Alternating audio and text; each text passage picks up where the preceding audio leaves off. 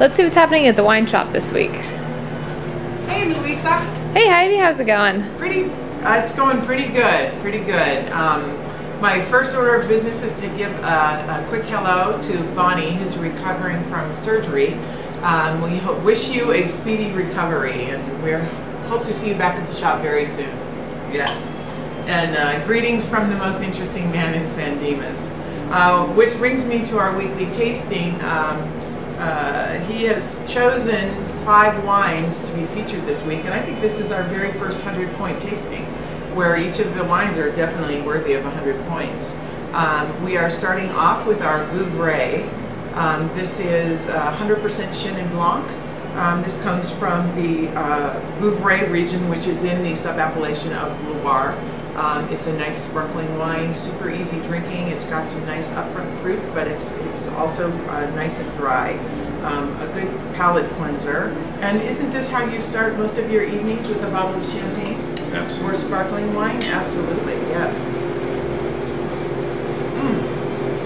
Excellent choice, excellent choice. Then we're moving on to the Motion Vineyard. This is a special bottle of wine that I found upstairs. We had 1 case of it. It's 2007 vintage, and if you've listened to me before, you know I'm just mad about the 2007 vintage. This one's got a little bit of an earthy mushroom character, along with that nice raspberry. It's a little bit lighter in style, but it's got kind of a dusty tannin finish, and it's super easy drinking.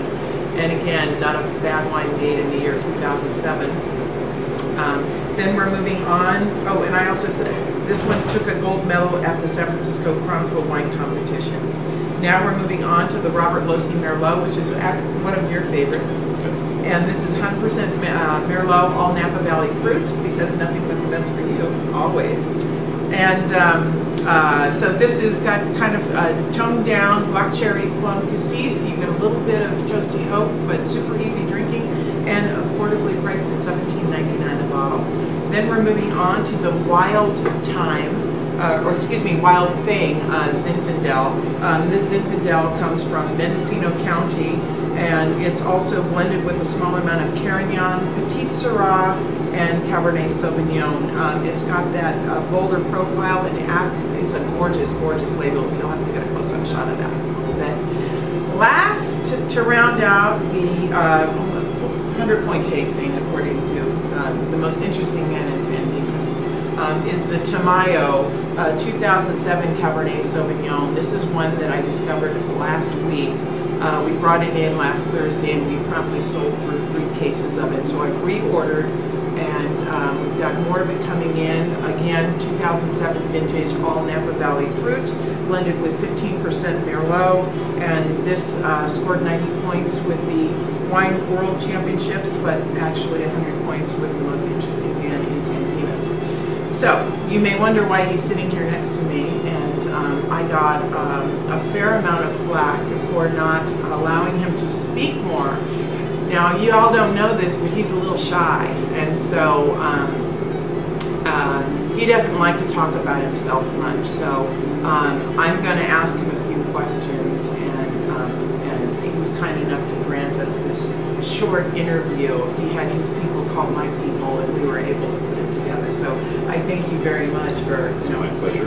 Okay, all right. So my first question to you, I'm just wondering, under what circumstance did you start talking with dolphins? Well, I was on a beach on the Amalfi Coast, and I realized I was hearing somebody call me. As it turned out, it was a dolphin that had beached itself. So I walked down and helped free him, and I realized at that point I understood every word he spoke, thus allowing me to write the Dolphin Dictionary. Okay, that's wonderful. Now, did they teach you any naughty words? Well, none that the most interesting man would share. Really? Oh, I was kind of hoping to hear one. Would you whisper one in my ear?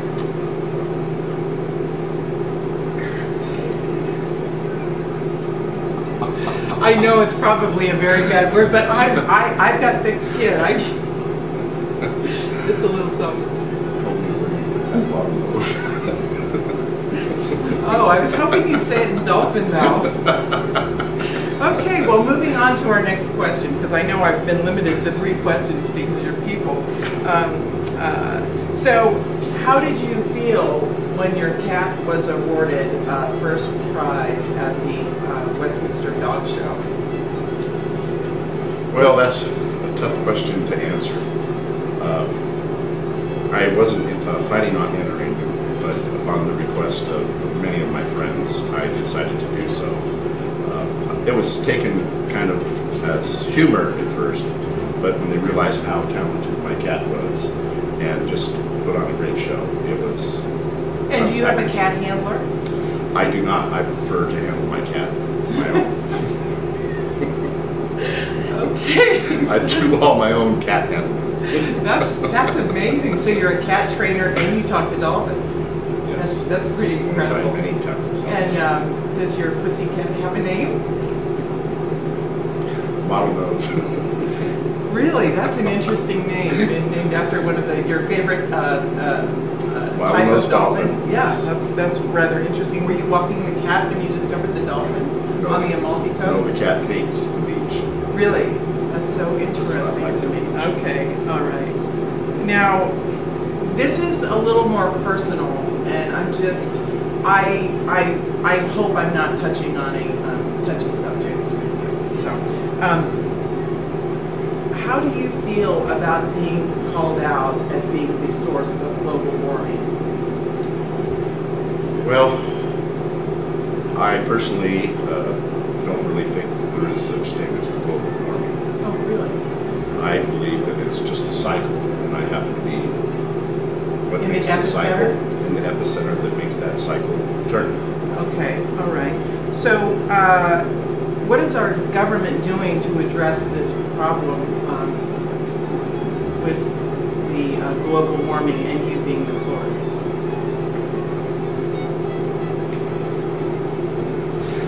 I know They've it's very asked me to embarrassing. stay indoors as much as possible. Well, that seems like a good idea. Have you had any conversations with Al Gore?